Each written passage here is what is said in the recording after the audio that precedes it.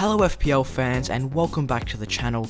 Today we've got the team selection for FPL Game Week 14. And just before we get into the video, please consider liking and subscribing to show support for the channel, and also share this video with your friends if you guys are enjoying this type of content. Please don't forget to check out SofaScore as they provide stats for over 22 sports. They're an absolutely amazing website, so I would highly recommend checking them out. So with that being said, let's get into the video. So first of all, taking a look at how the team performed in Game Week 13. In goals, McCarthy got me 3 points, as whilst he couldn't get himself a clean sheet, he did pick up a nice save bonus, which was nice to see. In defence, we brought Target in as a late transfer to the squad, and it was nice to see him return with 6 points as he kept Burnley to a 0-0 draw. Moving on to Ben Chilwell, he got himself an assist against the Wolves, which was nice to see as Chelsea went down at 2-1. And a couple for the defence, Luke Ayling got me 1 point as they conceded 2 goals at home to Newcastle. Having a look at the midfielders, De Bruyne took the captain's armband in Game Week 13, but could only manage me 4 points, which was doubled to 8. Salah got himself a goal against Spurs by picking up 7 points, which was nice to see, and also Son got a goal in the same fixture with a brilliant breakaway finish 1-on-1. And to cap off the midfield, Fernandes blanked for the first time playing away for Manchester United as he couldn't get himself a goal or assist against Sheffield. Moving on to the boys up top, Watkins only managed 1 point as he couldn't turn home any of his chances and also picked up a late yellow card. Moving on to Patrick Bamford, he scored me 6 points by recording his 9th goal of the season against Newcastle. And to cap off the team, Dominic Calvert-Lewin got me 5 points as he got himself an assist, which was a bit lucky as his shot came off the crossbar, falling to Hellgate, who scored the goal. So overall in Game Week 13, our team scored 53 points, which was nice to see as the average for this game week was just 42. This meant our overall rank saw a 300k green arrow as we are now sitting around the 1.4 million mark.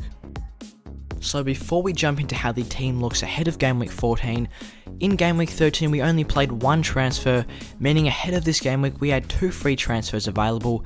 So far we've only made the 1 transfer, which includes Luke Ayling departing the squad and Dallas coming in. The reason I did this was because Dallas is getting into those very nice attacking positions for Leeds and does get midfield time occasionally as well, and while Ayling has moved from right back to centre back, he's just not getting forward and providing those attacking returns.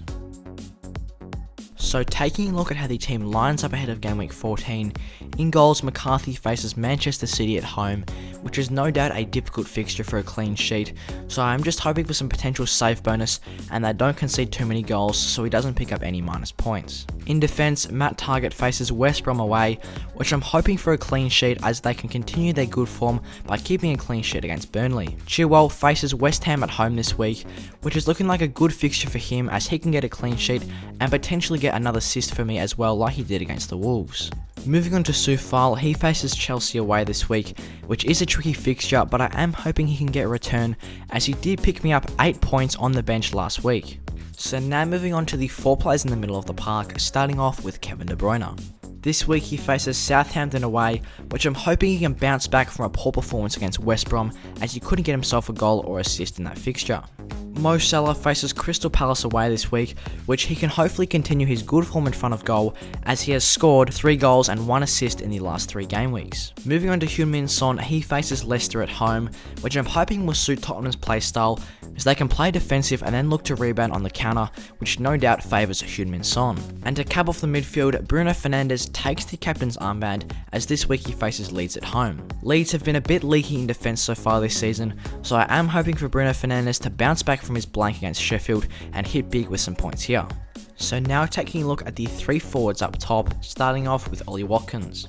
This week he faces West Brom away, which is a great opportunity for him to get back on the score sheet as he's been a bit quiet in the last few game weeks. West Brom have conceded the most goals so far this season, so it is a great opportunity for him to bounce back. Moving on to Patrick Bamford, this week he faces Manchester United away. This is a tricky fixture, but Bamford has proved that he can score against the best teams, as 2 weeks ago he scored against Chelsea, and last week he did score against Newcastle.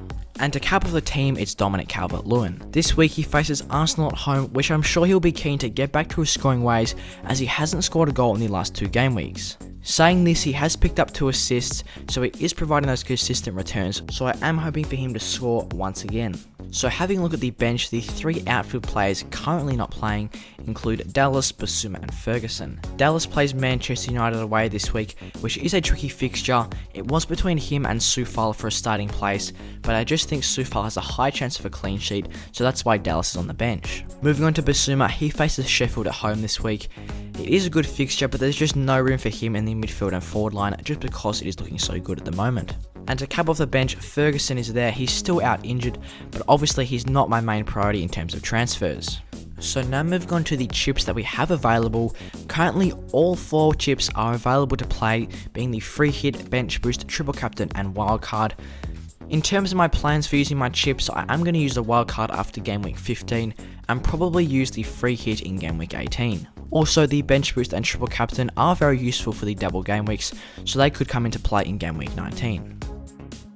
So that's all I've got for today for the team selection of FPL Game Week 14. I hope you guys enjoyed. If you did, give it a like and subscribe to show support for the channel. And once again, share this video with your friends if you guys enjoyed. So with that being said, I'll see you guys in the next one.